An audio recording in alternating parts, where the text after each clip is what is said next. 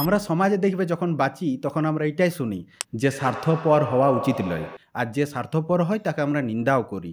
তো স্বার্থপর হওয়া উচিত বটে না লয়? বটে। বটে। কি করে বটে? তাহলে ভাবিতে হয়েছে যদি স্বার্থপর হওয়া উচিত বটে তাহলে তোমাকে তো কারণটা বলতে পারা দরকার ছিল। কিন্তু এটা ঠিক যে আমাদেরকে একান্তই স্বার্থপরেই হওয়া দরকার। আর যে স্বার্থপর হইতে পারবে সেই পরার্থের জন্য কাজ করতে পারবে, সেই অন্যের জন্য কাজ করতে পারবে।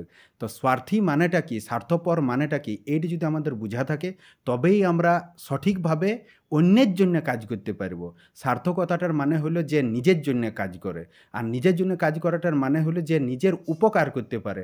যে নিজের উপকার করতে পারবে সেই অন্যের উপকার করতে পারবে। যার কাছে নিজের কাছে 10,000 টাকা থাকবে সেই তো লোককে 2-3 হাজার টাকা দিতে পারবে। যার কাছে নিজের কাছে 10,000 টাকা নাই সে 2-3 হাজার টাকা লোককে দিবে কি করে? তো যে নিজের উপকার করতেই শিখে নেয় সে লোকের উপকার করবে কি করে? সেই জন্যে নিজের যদি উপকার করতে হয় তো আগে নিজের স্বার্থ দেখতে হবে, আর নিজের স্বার্থ দেখতে গেলে তবেই লোকের স্বার্থও পূর্ণ করতে পারবে। সেই জন্য একান্তই স্বার্থপর হওয়া দরকার।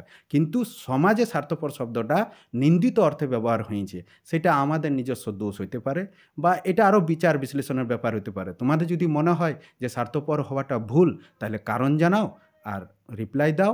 Thank you.